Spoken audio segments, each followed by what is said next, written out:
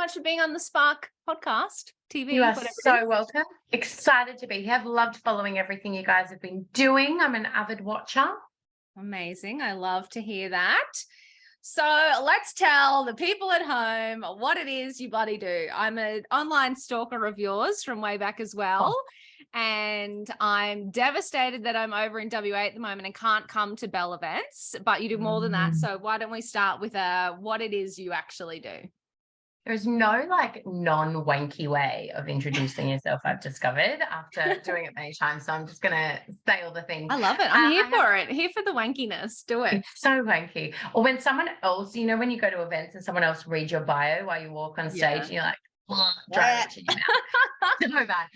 But my name is Jess. I live in Brizzy and I have 5 kids and multiple businesses, which makes people think I'm on crack, but I'm not. I love being busy. So I have Louise Social, which is my first business and I guess the biggest and the main breadwinner of the soon to be 3. And that is a digital marketing agency in Brizzy, but we're pretty different in what we do. It was born from me having a lot of kids and a lot of skills and having no idea what I needed to do in this world, but wanted to do something big and really needed a way of making money really quickly when I had my children. So now that's a big part of our culture. Even today, we hire working mums and young women, not that we don't like men, it just seems to be who we attract more than anything else. And really nurture them to be great in whichever capacity that looks like for them and different ways. And likewise with our clients. So we do some pretty ballsy things in the marketing world and rewrite a few rules, and I love it. And then I have the Belle Evolution, which was born about 3 years ago. And it's really a platform for women in business. And it started off as events and really just networking events that I wanted to go to because there wasn't any at the time that felt like we could have real conversations for women at all stages of business. I felt like there was a lot of support for startups, but an expectation when networking that we talk about ourselves in a certain way, and it was just really awkward and not my vibes. I cannot do small talk. I despise it with every bone in my body.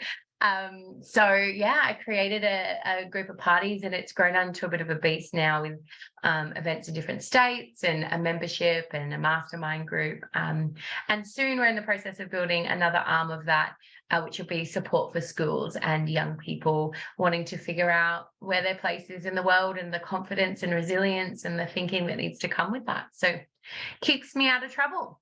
Oh my God. And so you don't sleep, I assume. I don't.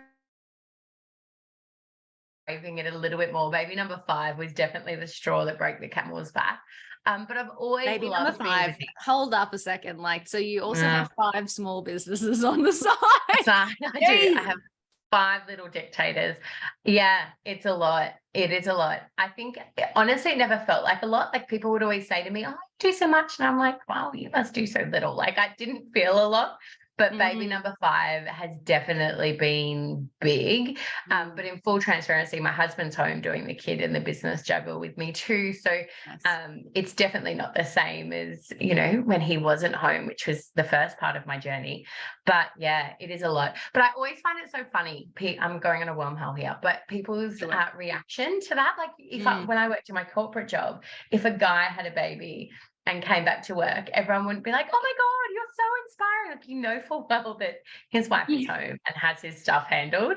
But when I did it, everyone would be like, "Oh my God, it's so amazing." But I have someone at home handling my stuff. So it's definitely challenges people's ideas, but well, that seems to be a common theme here. So, wanting to build Louise Social in a way that was different from, employees to, I love the ballsy moves, which I know aligns to your new branding.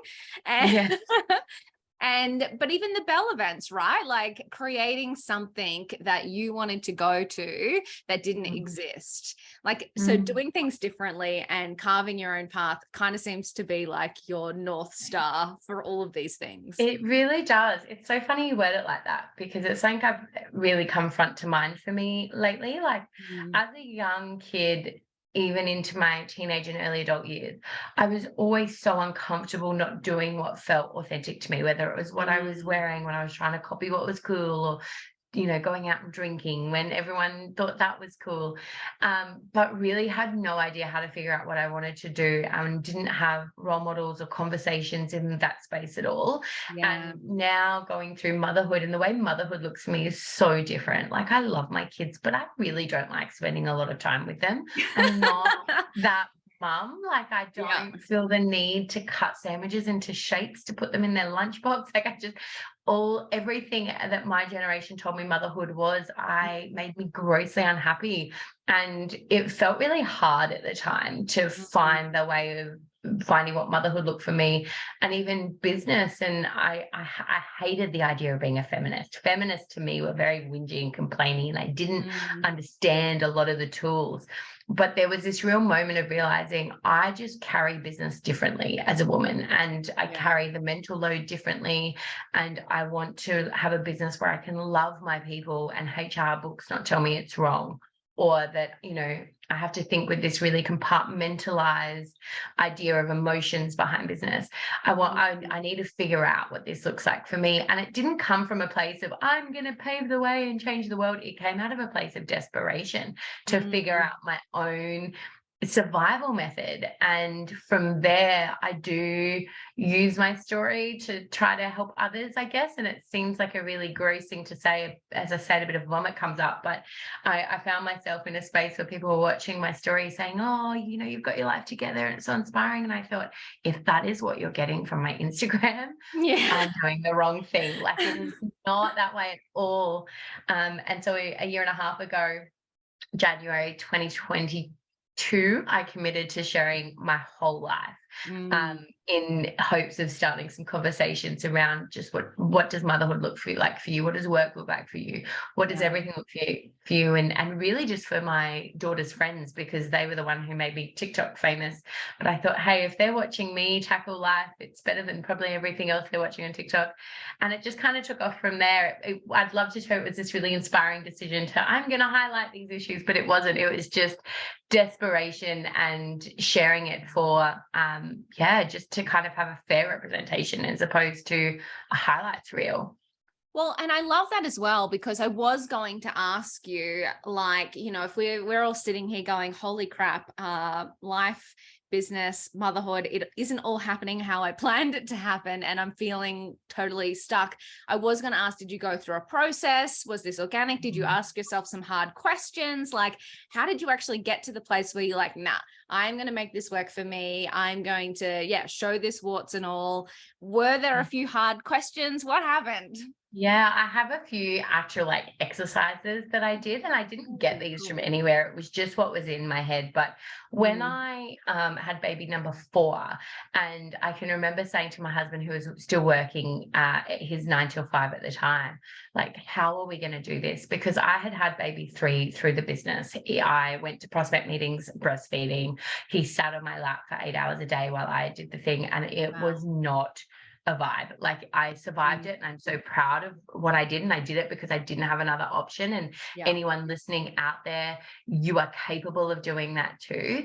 However, it was the most exhausting and mentally draining year of my life. And I think until you as a couple have swapped each other's shoes, you don't ever know what is on the other side. So when we had baby number 4, I remember saying to my husband, what are we going to do? Like, I can't do that again. The business has grown. I can't be taking babies things, like, I need help. And he was like, it'll be fine. You've done it before. Like, stop stressing. You're just hormonal and pregnant and rah, rah, rah. And it worked out that he took paternity leave. So he took the 18 weeks paid leave instead of me. And by the end of those 18 weeks, he was like, what are you going to do? You need help. There's like a full-time job, just getting the right kid in the right uniform to the right school. Like, this is ridiculous. Who can live like this? Like, it was such a moment of thing. I love it. I sat down in that moment and I wrote a list of everything I thought mothers did, and really then got a highlighter and highlighted which ones that I wanted to do, and which really questioned everything on that list. Like, do I actually need to do this to be a good mother? Or do I just feel like I have to? And part of it was giving some of those roles to my husband, and part of them was releasing them completely and having the conversations with people in my life to do that. And I came up with this mantra for myself that you can be a great mother in a moment. I thought about what impacted me as a young person, what I felt like it impacted my kids. And you only have to have a really intentional moment to be a great mother. And whether that's a 10-minute moment, a 4-hour moment, a whole day, or sometimes it's a 30-minute, 30-second FaceTime, but it's just an intentional moment that I have with every one of my kids every day. And I discovered quite openly that I'm never going to be a PNC mum. I'm never volunteering at my kids. It's just not me. And I'm so thankful for the women that do that and love doing that. But it's not me. It's not my version of motherhood. My kids are never going to wear matching socks. I've released that. They're probably never going to wear I iron still clothes don't worry. Yeah, and I just became okay with the things that I didn't want to do. I don't care about my kids wearing matching outfits. I no longer need to puree organic broccoli into brownies. They're going to eat frozen broccoli covered in tomato sauce because that's all I've got time to achieve. And we started having those conversations as a family, so much so that my daughter the other day was standing with some friends and I was listening to her and they're like, is your mum coming to the, I don't know what they were doing, like a paper planes thing. And she was like, hell no, my mum doesn't do that. And I was like, no. You go, girl. Fly my flag. I love it. Exactly.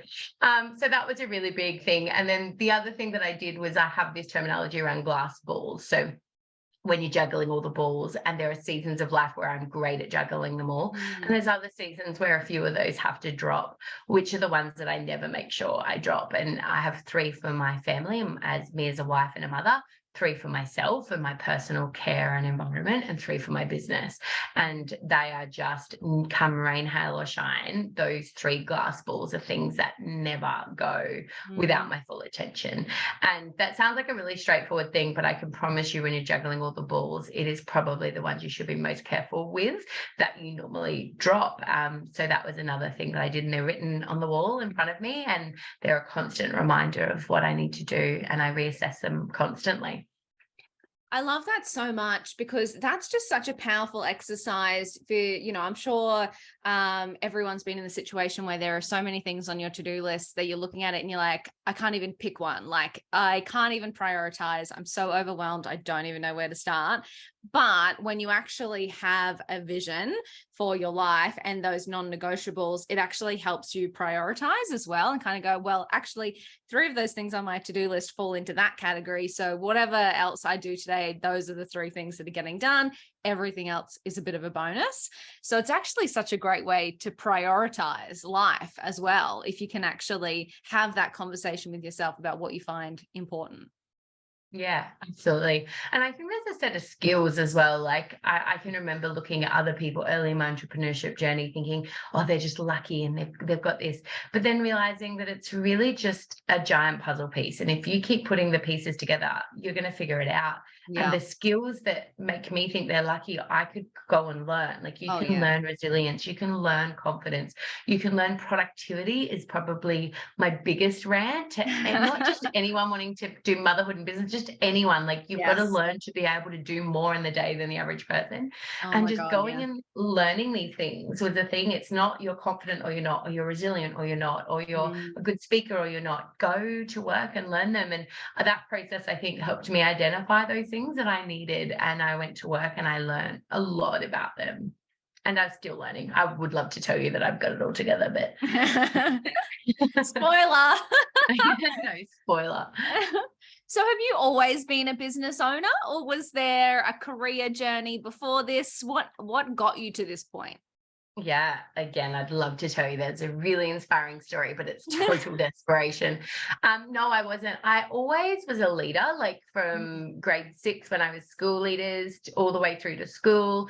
I started my career in like retail and hospitality as a teenager, was crew trainers and managers and leaders. So I think deep down, now that I reflect on it, I had this really uncomfortable feeling that I wanted to do something great, but I had no idea what that was. And I didn't fit any of the boxes choices in my life. Every girl in my age group wanted to be an interior designer or a teacher, and I didn't want to be either of those two things.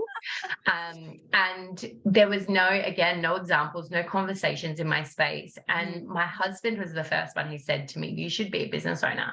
And I can remember so clearly saying to him, it's just not that easy, Reg. You've either got to have an idea that no one else has or a lot of money. And that's what I thought. I genuinely believed that. And he makes me eat those words all the time, because I went and I grew a really successful career with Michael Hill. I was a big part of building their second brand, and I did everything from performance management to sales training to product design to branding, consulting, like absolutely everything to build that. And I loved it, and they taught me so much. But I was also working 6 days a week and all through Christmas, all through school holidays, and not earning money that was changing our life as a young family trying to establish ourselves. We had 2 kids at the time. And I accidentally got pregnant with number 3. One thing I haven't mastered in life is expecting my children. So I just remember thinking, I cannot do this again. I cannot put another baby in daycare and go back to this life. I was 150 kilos, unhealthy, unhappy, and just working my butt off for a reason I didn't really know. And so I met another mum who had from the school who had dabbled in social media really just when Instagram launched. It wasn't a thing. And she said, do you want to do this with me? I need help. And I went, absolutely not. You're ridiculous. And then, she kind of sold it to me, and she asked me to consult from there. And I was like, what? Well, sure, crazy lady, if you want to give me money.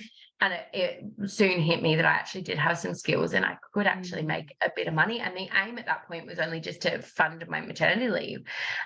But within 6 months, we'd quit our jobs and we were replacing our full-time wage. And then the year after, we doubled and hired 2 staff. And the year after, we doubled again and hired 2 more staff. And it just went on and on and on. And I think sharing my journey is part of that. Like, it's not easy, but it's so possible to anybody.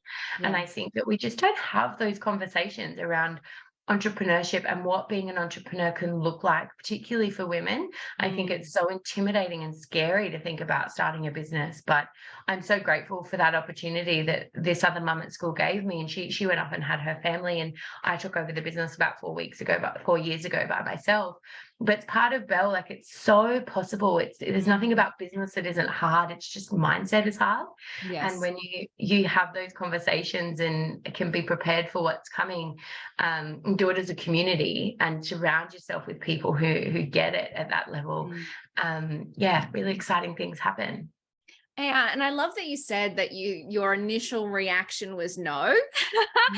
I love that, because I feel like someone, or, externally, people would look at you and go, oh my God, of course, like, massively successful business owner, obviously had this grand plan and this vision and was ready to take over the world. And really it was a bit of someone kind of had to pull you in the right direction, and then you had to take a leap of faith, and, you didn't back yourself 100%. But then, I guess everything we've spoken about at the start of this podcast was, this is all learnable, right? Like, this is back yourself. This is learn to be productive. This is carving your own path. This is making mistakes. This is trying again. It's a really interesting, I love it, because so many people, I think, don't get started because they think the path has to be clear. Oh, absolutely. And I can promise you now, there is not a day of my life now as a CEO, team of 9, 3rd business on the way, that I don't Google how to do something. Like, not a day that goes by.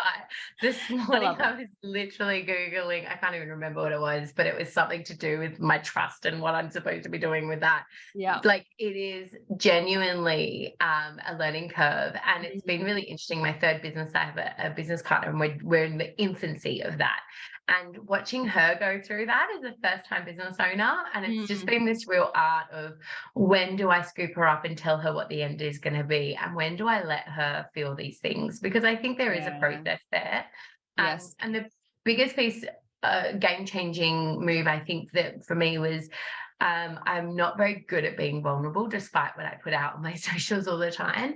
And I'm not too unashamed to say that in those early days of business, when other people trigger you, one of the really awful things women do is beat each other up and beat yourself Mm, up. And mm, I was in a really dark cycle of that for a really long time. It was a big mm, part of why Belle was born. And I think that surrounding myself with people that I wanted to be like was one of the hardest things I did when you're in that mindset, but mm. definitely one of the biggest game changers. And all the entrepreneurial quotes say, you're the average of the 5 people and all of this stuff, but it's actually true. And then the flip side of that is now I have this amazing life where I earn great money. I am blessed with successful businesses and I work really hard for them. Mm. Don't for 1 minute think that that was an accident. And I have this kind of personal brand thing that I'm doing, and people are falling out of my life like the rate of knots. And it's kind of comes full circle. And the people that you're around are just so influential to the biases that you have about yourself, being a woman in business, motherhood, and being so intentional about what you do about that. Is if there was one thing you could learn from my story, that would be it. I didn't come from people who took risks and were entrepreneurial. My school environment definitely didn't nurture that in me at all. I was just this loud, slightly funny girl that belonged in the drama rooms because that's all they knew what to do with me. Mm. And my circle of friends also has been really instrumental in my business growth. So making the decision to be around people that you want to be like, whereas often if you're not in a good place, you surround yourself with people that you feel you're better than. And that's, a really unhealthy thing. Oh my God. It's so true. And it's really interesting because, I think that one thing we just said was, fear of getting started, not knowing the roadmap. But you're right. The other barrier, roadblock we put up in front of ourselves is that what's everyone else going to think? What if I post on social media and talk about this new business that I'm starting and people judge me? What if they say, who am I to do that? What expertise do I have? So some of us just don't get started. And unfortunately, that fear is real. Like, I'm not And it doesn't exaggerating when end, I don't think, either. no, it only gets worse the bigger your platforms get. Literally, there is not a day that goes by, not exaggerating the slightest, where somebody from my past, whether it's school or work or church or different environments, doesn't slip into my DMs and say, I've got this idea, what should I do with it? And my answer is always do it. And the next thing that comes back is, I don't want to look stupid. I want to make sure that I come to the table all, professional. It's like, well, if you wait for your ducks to be in a row, they're going to fly away.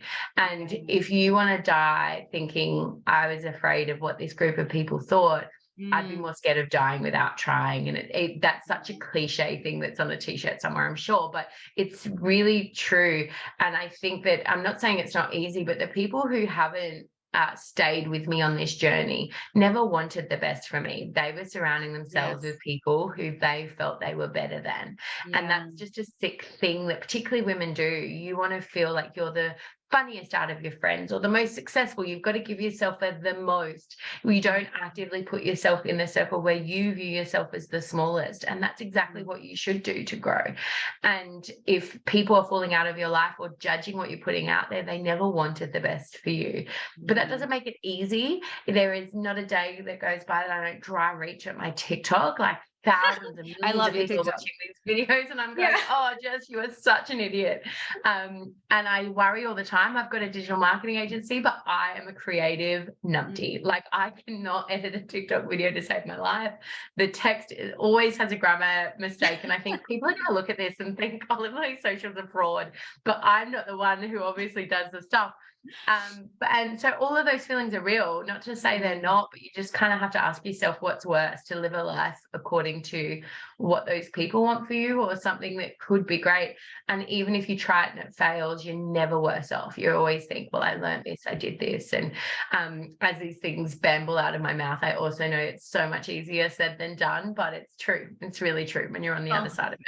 It is so true. But I mean, it's even bizarre that we as business owners think this way. Like, if you went into a full-time job, if you started a new job today, you wouldn't know everything that you needed to even do your job, let alone be promoted to the next stage. So we are always learning on the go. Even when we start uni, we go, okay, I've decided I'm going to be a lawyer. We don't know everything on day one. But for some reason, when we start a business, everyone thinks it's all going to be bright and shiny and polished and processes and procedures ideas and all fantastic before we start. But it's like we're all starting from an idea. Yeah, one of my favorite people in the world talks on this, Amy Kate from Mindful Collective. If anyone's ever heard of her, she's a psychiatrist or psychologist. I get their sites confused, but one of them. But she talks about the mental process it goes through when we're designed to follow a to-do list. So when we start a new job and we get a role description and we get a process and we get KPIs, what that does for our mental well-being versus wake up every day with 100 different things we could do and having to make the decision of which way to go. It's the same kind of energy of having to kind of create a road through a forest and clear trees and, you know, look at the stars to see where you are on the map and figure that out. It's the same mental energy.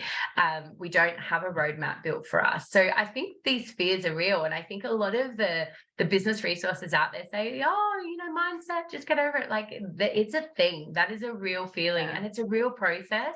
But I have a weird, slightly controversial idea that there's 3 types of people in the world. There's normal people. They want to go to work 9 to 5. They really don't care about responsibility. They're probably really passionate about doing a good job, but they live for the weekends and they flourish in that environment. And then you have people that are achievers. They want to be leaders, or they want to perhaps be a freelancer, earn their own money, but they're happy at that point, having some work-life balance and just, you know, they've got an achievement tick on their resume, they're good to go. And then a term that I call big lifers, and it's what one of my programs is called, you're destined to do something big in this world. You want to make a lot of money, you want to live a big life, you want to achieve big things, you want to change the world, change an industry, make an impact, make a statement.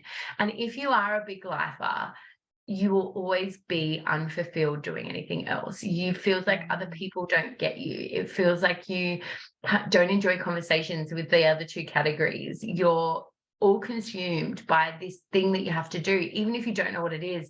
It's like an itch you can't scratch. And a really good test for it is if you've read Brene Brown's books around her version of joy, like where is your play space? Where do you lose track of time? For a big lifer, that's generally at work. Like that is our joy. That's where we get our fulfillment. And that idea is really challenging to us. And so if you have those signs of a big lifer, you've kind of got to either commit to a life being really unhappy, being mediocre, or giving it your all, because there's no in between for you. If you're supposed to do something big on this planet, that itch is not going away, and you're not alone, but you're probably the minority in your circle and your group of friends. But when you meet other people that are like you, it starts to make a bit more sense. That's so incredible. I love it. It makes me laugh because, you know, sometimes on the week when you think about where you get lost in finding joy, I just immediately went to, I built this new web. I just had this idea. So I was just jumped on. I was like, I'm going to build a web page, see how that works, glue it all together. And my partner's like, okay, well, I'm going to be watching Netflix if you need me. Exactly. So I totally get that. And it is interesting though, because there are a lot of people that don't get that, right? There are, I remember losing quite a lot of my friends going through this whole process.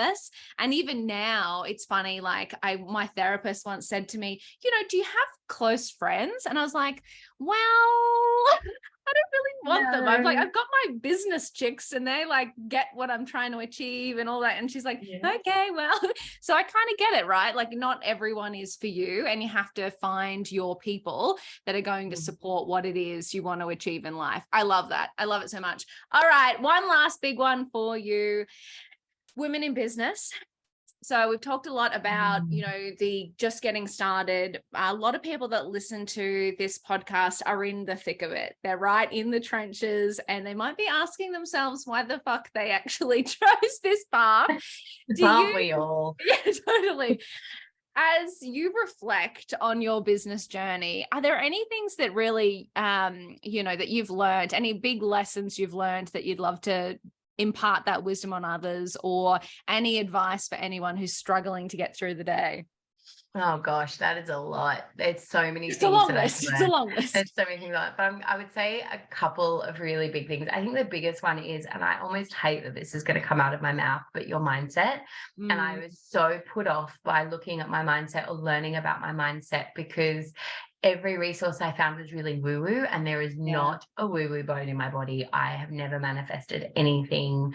I don't talk to my higher self. I don't journal. Not because those things don't work. It's just not for me. And so I really struggled to understand my mindset, but you need to acknowledge that anyone who is choosing to be an entrepreneur is choosing to an abnormal life, a life that many others would give up on and do give up on. There is a mental load that we carry that's not always hard, but it's constant. There's no days off, there's no annual leave, there's no wiping your hands clean.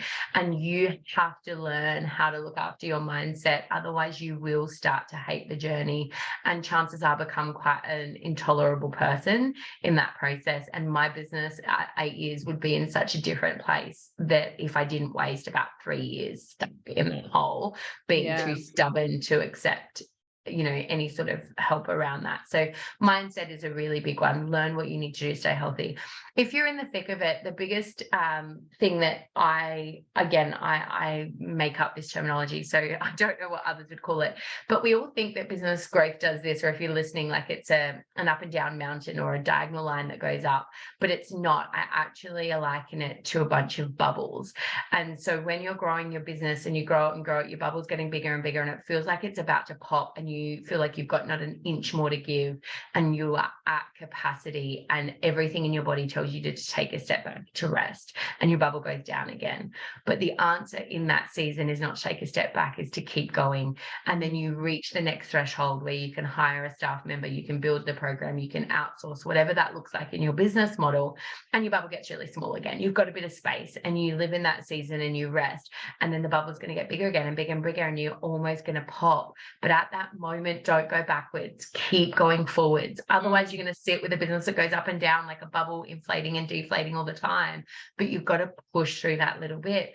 And the way that you do that is make it a season. You can't stay there. So you give yourself a time frame and you give yourself dates. So I'm in a 6-week season of hustle at the moment. My cleaner comes an extra time every week. She comes 3 times a week instead of 2.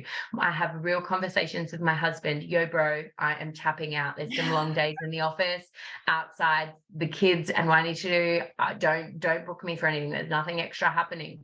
I have conversations with my kids. I have conversations with my friends. They know I'm not going to be at all of that stuff, and I knuckle down for 6 weeks, and then I come out of it. And if you don't have that intentionality behind that, and you can't see those bubbles, and you don't have that mapped out in terms of costings and income, you stay there, and you can't stay there. It's not healthy, it's not fun. So make sure it's a season, give it timeframes, dates, numbers, make systems in your life to prioritize that season, whether it's 2 weeks, 4 weeks, 6 weeks, 2 months, and then come out of it and know that you've reached whatever goal it is to get those resources that are going to give you a break until your bubble's bigger again.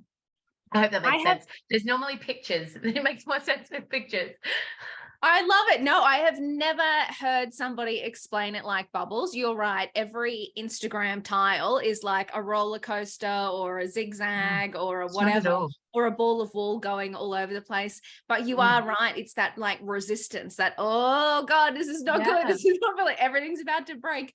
But you're right. Like it's in that breaking, it's in the bursting of the bubble that you do move to the next phase. Especially if you're a service-based business, right? Like in the agency, we'll take on work and we'll prepare for it and we'll build the systems and the processes, but we can't necessarily hire for that work until there's a certain income reach. So when I'm doing those systems and those processes and starting that thing, like I'm at capacity on top of my normal workload, like there's nothing else happening.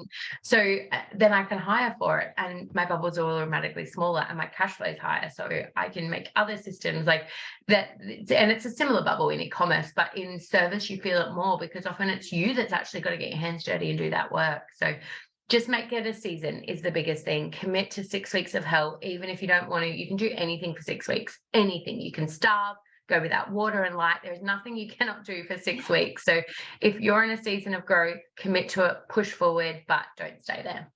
Oh, I love you so much, Jess. Thank you so much for sharing your honesty with the Spark community. You're absolutely incredible. Thank you. Oh, you're so welcome. I hope some of those ramblings are useful to somebody. Always me. As long as I'm happy. I've like got a page full of notes. So thank you. You're welcome.